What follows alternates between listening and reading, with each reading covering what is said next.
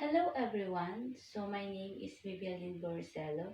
So for today, I'm going to discuss about the geography of the Philippines. I will discuss all of these, the geography of the Philippines.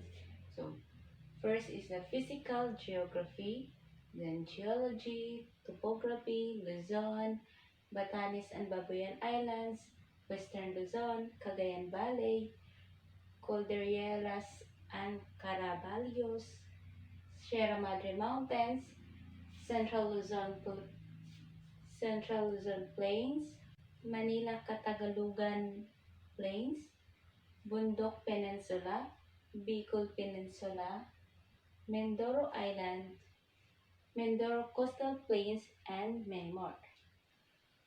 The Philippines is an archipelago that comprises 7,641 islands. The Philippines archipelago is divided into three islands. These are Luzon, Visayas, and Mindanao. The Luzon Islands include Luzon itself, Marinduque, Palawan, Mindoro, Masbate, Romblon, Catanduanes, Batanes, and Polillo Islands. And the Visayas Island naman is a group that has the largest islands. So this includes Panay, Cebu, Negros, Bohol, Leyte, Siquijor, Biliran, and Guimaras Island. So I have here the Cebu map. So this is the Cebu Islands. This is the whole part of Cebu. So Cebu is part of Visayas Island.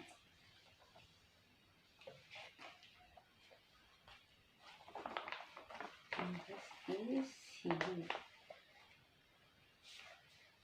Cebu.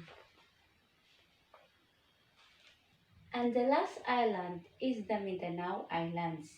These include Mindanao itself, Dinagat, Siargao, Camiguin, Samal, plus the Sulu Archipelago.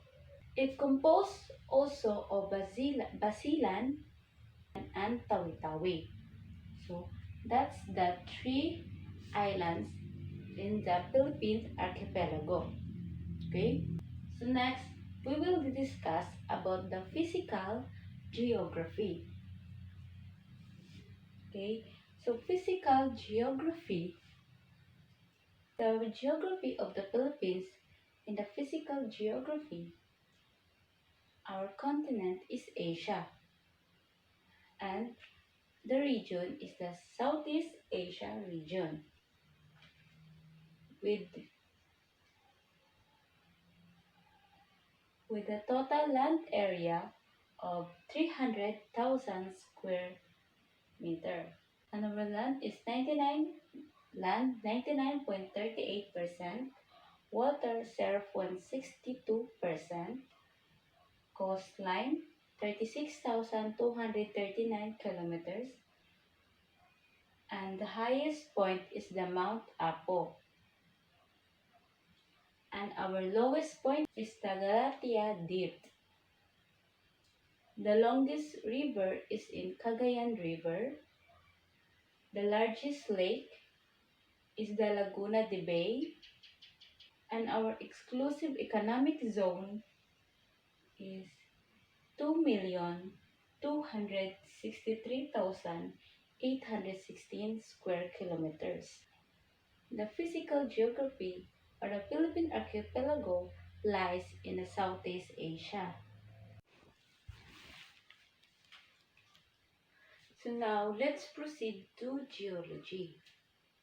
So the Philippine archipelago is geographically part of the Philippine belt. It is located between the Philippine Sea Plate, the South China Sea Basin of the Eurasian Plate, and the Santa Plate. So, the Philippine Trench is also called the Mindanao Trench. It is the submarine trench directly east of the Philippine Mobile Belt. The Philippine fault system consists of a series of seismic faults that produce several earthquakes per year. The Philippines experiences frequent seismic and volcanic activity because we are located or we are situated on the western fingers of the Pacific Ring of Fire. Around 20 earthquakes are reported daily, though some of them are the weak to be felt. The Philippines experiences frequent seismic and volcanic activities because we are located or we are situated on a western fingers of the Pacific Ring of Fire. There are many active volcanoes such as Mayon Volcano, Mount Pinatubo, and Taal.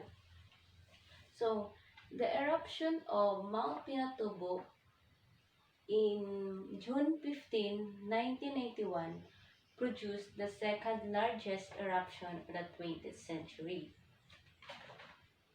So, minerals exist as a result of the country's complex geologic structure and high level of seismic activities. Those deposits are considered the highly valuable. Now, let's proceed to topography. So, there are major geographic features of the Philippines. First is Luzon, and part of it is the Batanes and Babuyan Islands, Western Luzon, Kagan Valley, Cordillera and Caraballos, Sierra Madre Mountains, Central Luzon, and many more. First, I will discuss about the Batanes and the Babuyan Islands. So, the Batanes and the Babuyan Islands is situated on the northernmost of the Philippines. This is facing Taiwan. Okay? Taiwan is in the other country.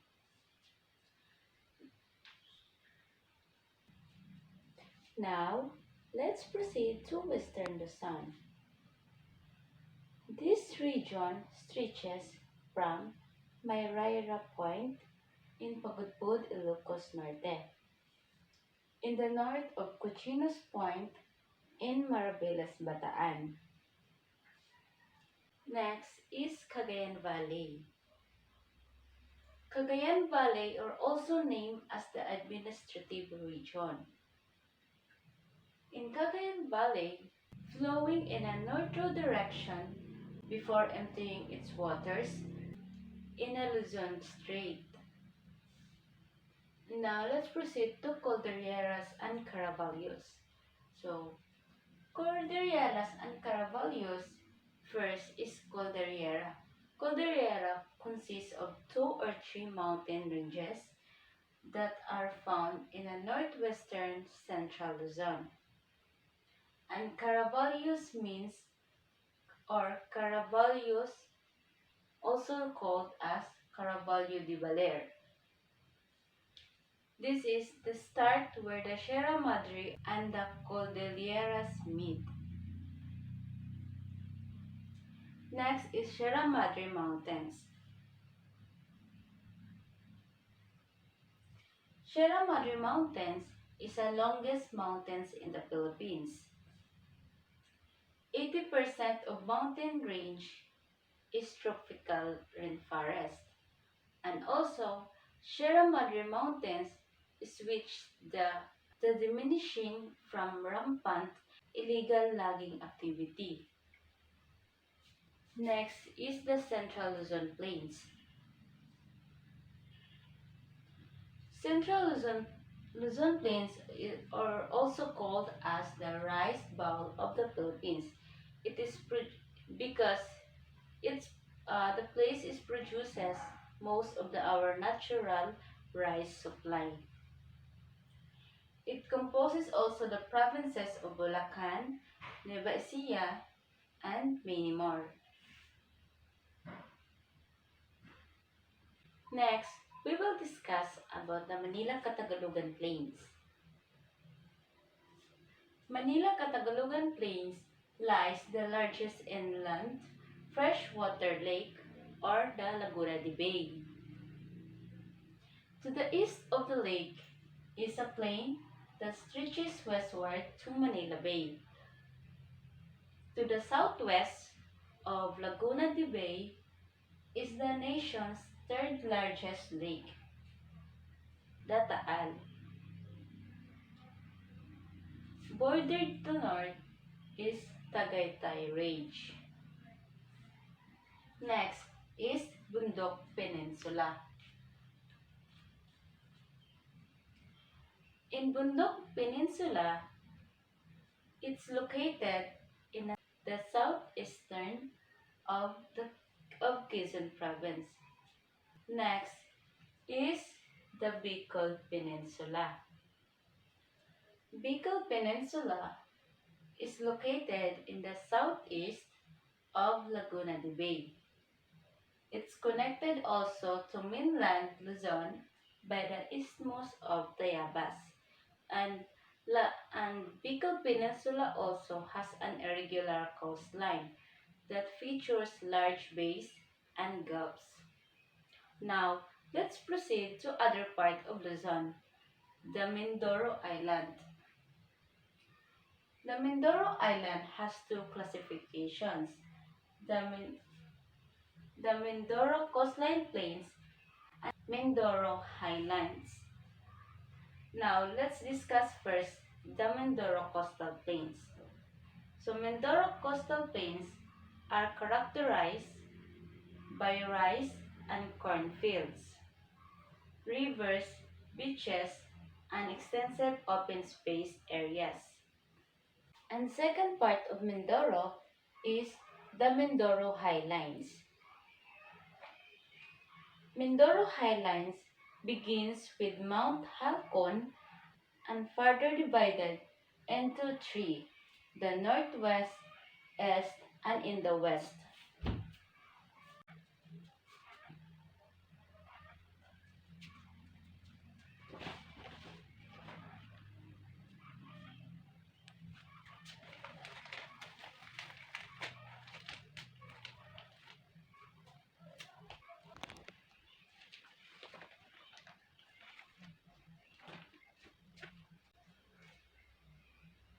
Now, we will discuss about Palawan.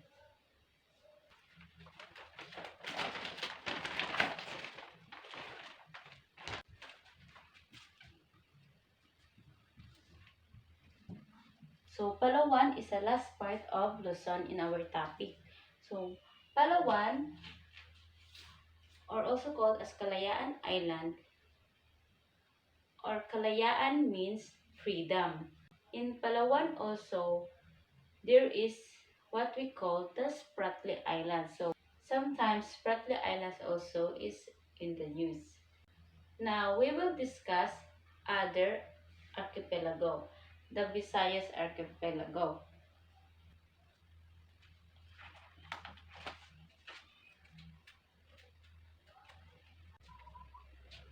Visayas consists of Panay, Cebu, Negros area.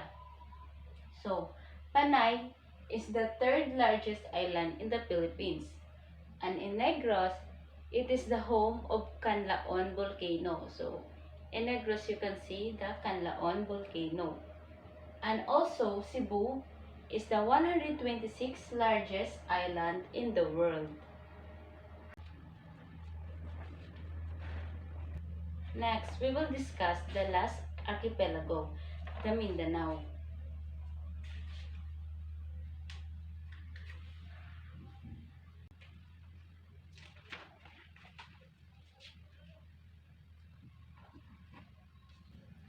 So, Mindanao, or the Eastern Pacific Cordillera in the eastern coast of Mindanao, this stretches from Bilar Point at Surigao in the north to Cape San Agustin at Davao in the south. Next, we will discuss about the Davao-Agusan Trough. The Davao-Agusan Trough, it's located at the west of Pacific Calderera. Its northern portion includes the Agusan Valley, which forms the river basin of the Agusan River.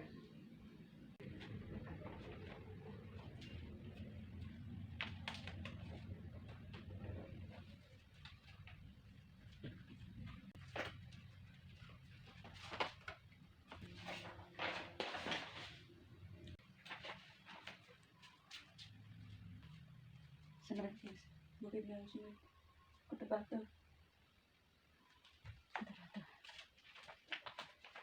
And I chose you in another lifetime. I chose you in another lifetime.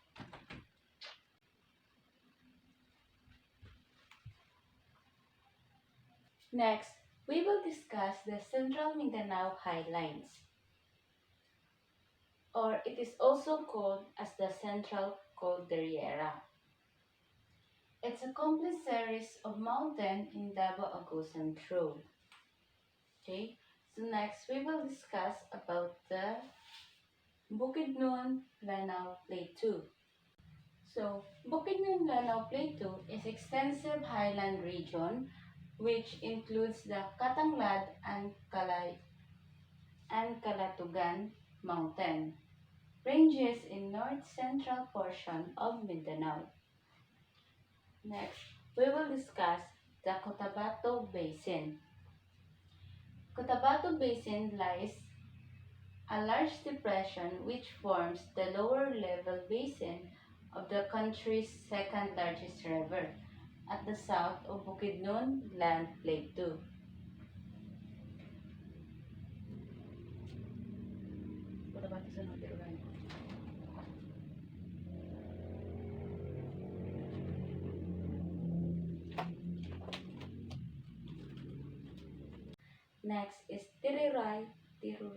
Next is Tiruray Highlines.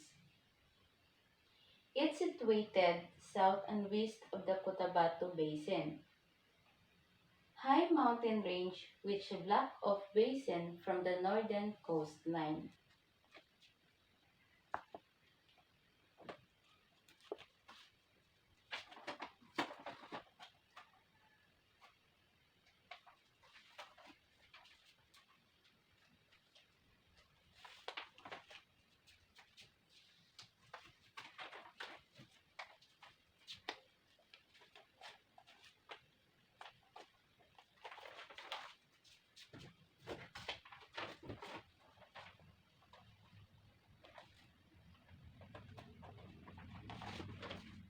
Next is the Zamboanga Peninsula.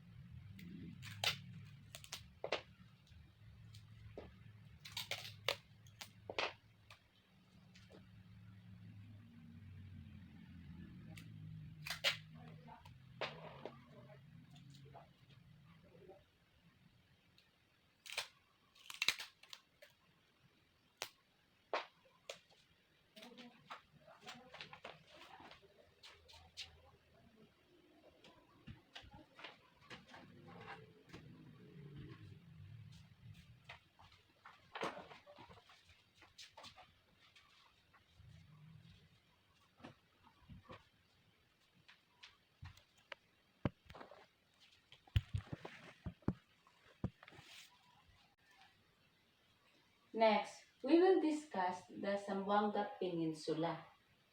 So, Zamboanga Peninsula, located at northwestern tip of Mindanao. The chain of mountain ranges in this region is called Zamboanga Caldereras. Next is the outlying islands of Mindanao. Dinagat and Siargao Islands. North of the Watak Mountain at northeast Mindanao lies Siargao Island and Dinagat Group of Islands. The last is the Sulu Archipelago. So Sulu Archipelago is located at the southwest of Zamboanga Peninsula, a chain of islands which comprise the smaller archipelago province of Basilan, Sulu, and Tawi-Tawi. So that's the end of Mindanao Archipelago. So we are done discussing the three archipelago of the Philippines.